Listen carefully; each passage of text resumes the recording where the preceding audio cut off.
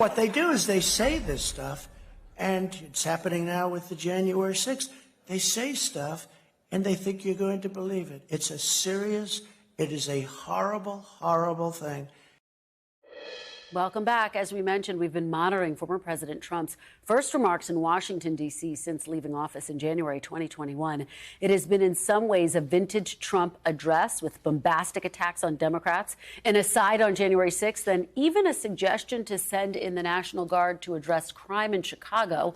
It comes, as we noted earlier, after both President Biden and former Vice President Mike Pence delivered remarks criticizing Mr. Trump. Joining me now is Ayesha Rascoe, host of NPR's Weekend Edition Sunday, Democratic strategist Adrienne Elrod, and former Republican congressman and MSNBC political analyst Carlos Curbelo. Thanks to all of you for being here. Carlos, let me start with you and former President Trump. Not surprising, he's attacking the January 6th committee. What do you make of him being back in Washington and this proxy war that really we've been focused on in Arizona, now on display here in D.C.? Kristen, you really get the sense that the walls are closing in on Donald Trump in his remarks. Even that clip you just showed, he doesn't seem as energetic as he usually is. He seems a little hazy, a little bit confused. You know, have all these people, including family members, going to the committee, testifying against the lie that he's been telling for, I don't know, however long it's been now, seems like a decade. You really get the sense that it's starting to take a toll on him. That plus poll numbers that show his popularity declining. Around the figures edges. like Ron DeSantis surging. I mean, it's not a good time for Donald Trump. Adrienne, what do you make of President Biden and his strategy coming out and making these fiery remarks yesterday as he's recovering from COVID, mentioning the former president by name and January 6th? I mean, this is a break with the strategy that we have traditionally seen from this president. Yeah, I feel relief, Kristen, because the bottom line is this. The only way that Democrats are going to mitigate some of the losses that are inevitable for a party in power going into the midterms are to make that contrast and to draw that contrast. And who better to do that than the sitting president of the United States?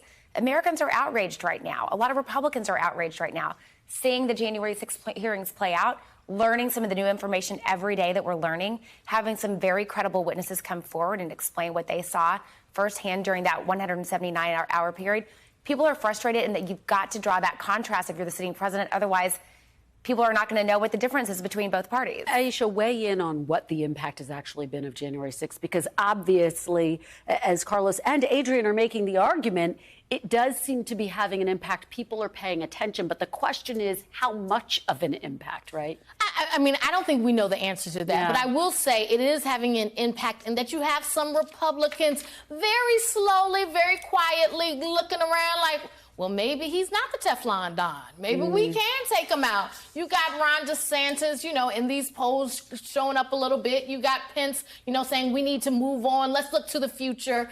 Right now, I don't think that you're seeing like a movement against Trump. You're just not going to see that. But I think people are seeing that he can take some hits, and maybe, just maybe, this will do some damage. Yeah. And of course, looming over all of this is whether he announces before the midterms. A lot of Republicans are jittery, are nervous that that's going to take away attention from the number one issue for voters, which is inflation. And this is a week, and Adrienne, let me have you weigh in on this, where the economy is looming so large. We learned today that consumer confidence has dropped yet again. How much can Biden continue to try to turn the page and put the focus on his predecessor? Well, we're seeing such an unprecedented situation with the economy right now, because a lot of people are, you know, feeling they've got a good job. They're very happy in their job.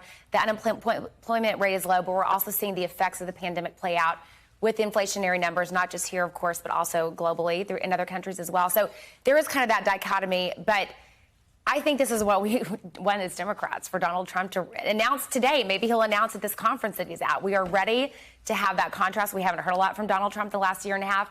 This will remind people what it's really like to have a Republican like him running back, potentially back in office. Carlos, what are your sources inside the party telling you? Do you think he's going to announce before the midterms? Republicans are begging Donald Trump not to do this, and the way they're trying to convince him is to show him that perhaps it's not in his self-interest, because Donald Trump is, as usual, looking out for himself.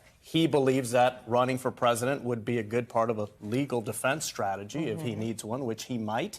And Republicans are dreading this because they want the focus to be exclusively on inflation and the economy. And nothing could be a greater gift to especially House Democrats, but I think all Democrats, than Donald Trump announcing for president in September of this year. But Ayesha, we've covered former President Trump convincing him against doing something that he wants to do. Usually doesn't go very well. And then, look, if he announces and, Republicans are likely to pick up, in the midterms, he can say, look, I helped you guys. Look at me. I announced and look how great things are going. No, Republicans don't want that. But I think Trump wants the attention. And I think if you see more polls where it looks like he's slipping, I think you're going to see him want to come out because he wants to dominate. Yeah, and all of this, of course, taking place against the backdrop of the primaries as the midterms get closer. And you have Democrats who are engaging in this strategy in some states. We've talked about it, of propping up the far-right candidates. We're seeing this play out in Michigan's race. I just referenced it. We didn't have the tape, but we do have the tape. Let's play a little bit of that ad from the DCC. John Gibbs is too conservative for West Michigan. Handpicked by Trump to run for Congress, Gibbs called Trump the greatest president and worked in Trump's administration with Ben Carson. Gibbs has promised to push that same conservative agenda in Congress. Now, in response to this ad, Representative Rubén Gallegos said, quote, it's a choice between a far-right member of Congress or a moderate one.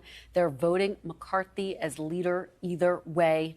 So the question is, Adrienne, I know you've said this is a strategy as old as time, and that is true, but this is a very different backdrop. Does this strategy make you nervous? I mean, sure, there's some risk to it, but it doesn't change the fact that if you are, no matter which party you're running in to represent, you want to run against the weakest party or the weakest candidate going into the general election. And that's exactly what the DNC, DCCC, party committees that are getting involved in these races, that's exactly what they're trying to do by propping up some of these crazy insurrectionist type of candidates, because that's who we would rather have on the ballot going into the fall. So it's as simple as that. I do think that is a very dangerous game, though, especially in this day and age where you do see a lot of the country that some of them might be cool with the insurrection. Some of them are cool with things that in the past would have been verboten. So I think that when when Democrats try to play this game and prop up these very kind of out there candidates, they run the risk that those out there candidates could end up in office. There's a great dissonance between the work the January 6th committee is doing, sending a message to the country that this is a very serious, somber time for our democracy, that we have to put country first, party second, and then to be employing this strategy. It just seems hypocritical. It's not just dangerous. I mean, it should make people uncomfortable because literally they are propping up people who are advancing Donald Trump's lie. That is a dangerous game. And we're seeing it play out in Pennsylvania, as I was just talking about with Dave Wasserman, where Democrats did try to prop up Doug Mastriano, at least verbally, during the primary. And now, if you look at the polls, it looks like he has a potential chance of winning. Let me ask you about former Vice President Mike Pence, because his message has been very interesting. He's taking these subtle swipes at his former boss, saying, let's not focus on the past, let's focus on the future. Putting aside his chances in a primary race, we're really seeing this battle within the Republican Party, not between moderates, because Pence is not a moderate, he's a conservative, but between election deniers, right, and people who accept the results. Carlos. Kristen, you really get the sense that Pence feels some kind of moral obligation to not run for president to win, because I don't think he believes his chances are very good. Maybe he does, but I doubt it. I think he feels like he has to clear his name in a way, like he has to disassociate himself from this horrible thing Donald Trump did. And in his messaging and the way he's conducting himself, that's what's coming across to me. Say, hey, what happened on January 6th was horrible. A lot of us excused Donald Trump's behavior for a long time. Maybe we got some good things done on policy, but I don't want to be associated with any of this. Adrienne, final point as we watch a battle play out within the Democratic Party as well in these primaries. I mean, look, I think Mike Pence in particular is trying to have it both ways. He's trying to say, I'm going to support some of these candidates who, by the way, some of the people he's endorsed are still very extreme. But at the same time, he's trying to separate himself from Trump and also trying to lean into Trump when it's convenient for him. So I'm not necessarily buying it. Okay. All right, guys. Great discussion. Thank you so much, Ayesha, Adrienne, and Carlos. Really appreciate it. Thanks for watching our YouTube channel. Follow today's top stories and breaking news by downloading the NBC News app.